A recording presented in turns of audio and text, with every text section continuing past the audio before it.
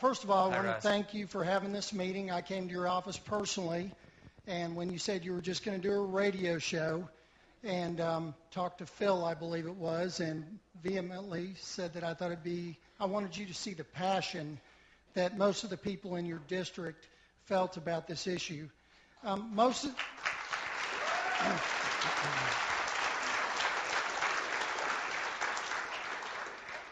of the things that I had questions about have been asked, but I want to make a couple of comments. Okay.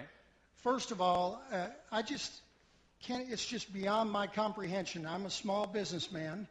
I've been running businesses for over 27 years, and I just do not understand when Medicare is going broke, Social Security is going broke, welfare is going broke. We can't run a cash for clunkers program. Freddie Mac and Fannie Mae probably did as much to damage our economy, and those were things that were sponsored by the government and bills you guys probably...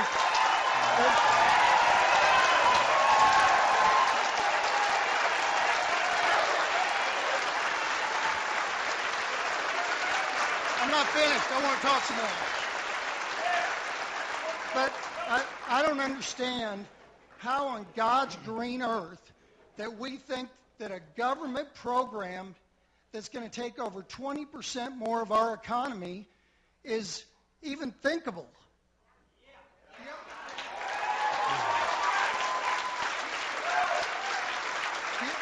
The other thing that I want to say is on the abortion issue, I think you need to put a specific exclusion in any bill that's considered that our money is not to pay for abortions. And then finally, the last thing that I want to know is, you're a leader in Congress on the, whatever it was, the tax for energy deal. Could you cap and trade? Cap and tax. What I would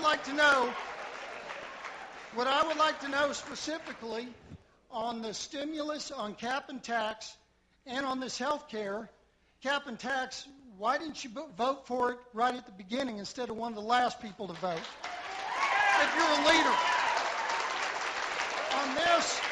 On this subject, why don't you vote first instead of waiting until Nancy and everybody else tells you what to do? Russ.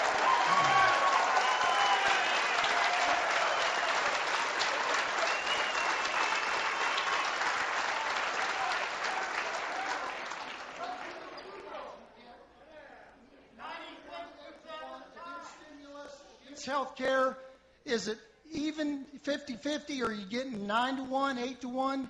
And then you're voting on stimulus, you voted for it. Was it 9-to-1 against on your calls and letters? My bet is it was 9-to-1 in this district against it.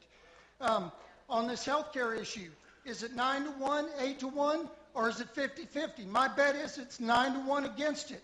I think you need to do what we want you to do, not what you want to do. Right.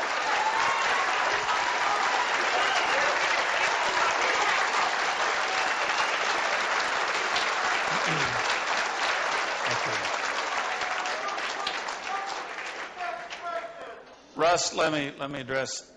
I have about four points you made on abortion. I'm going to respect the present law we have, which is again the Henry Hyde Amendment on cap and trade, cap and tax. On the cap and trade, cap and tax issue, Russ. Sometimes I guess there's nothing I could do that would please anybody. I had a lot of people from our district raise questions that the cap and trade energy bill would raise the cost of utilities and raise the cost of gasoline at the very time that families are struggling, businesses are struggling, and we're trying to climb out of a recession. And you know what? I studied that issue carefully, and I voted against that. And what I don't mind your ever having disagreements with me on an issue, because no one in this world has a monopoly on wisdom. But to suggest that somehow Nancy Pelosi gave me a pass on that bill when you have no basis for suggesting that, Russ. You have no basis for suggesting that. I made it clear, Russ. You asked your question. I made it clear to the leadership before that vote began how I was going to vote. And they knew I was going to vote no. And I think that vote shows, among many others that I've cast in my career in Congress, that I am willing to say no to Democrats and willing to say no to Republicans. I try to look at the issues and do what I think is right. And again, you know, and let me say this. A lot of people in this room believe deeply, and my wife and I certainly do, in the 10 Commandments.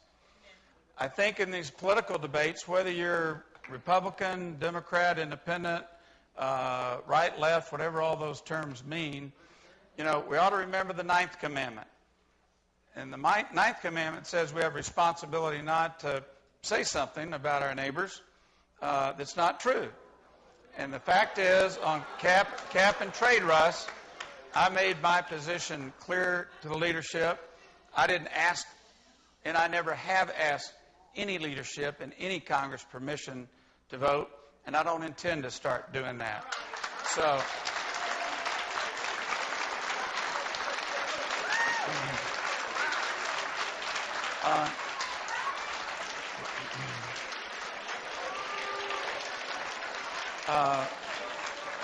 you know, in terms of my, Russ, in terms of two other points you raised, in terms of my approach, I think I've explained my approach to voting as best as I possibly can.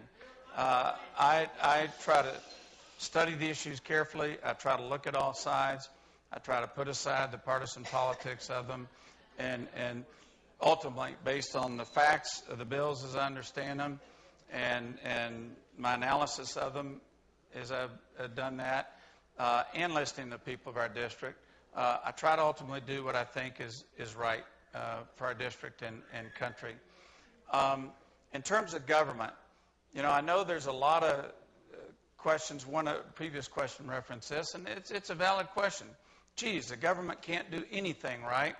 So keep the government out of health care. Obviously, there are a lot of people that agree with that. And I respect your honesty and integrity tonight when I asked and saying, would you get rid of the Medicare program and the Medicaid program and Social Security? And many of you raised your hand and said, yes, you would. That's an honest position. It just happens to be an honest position that I respectfully disagree with. And I think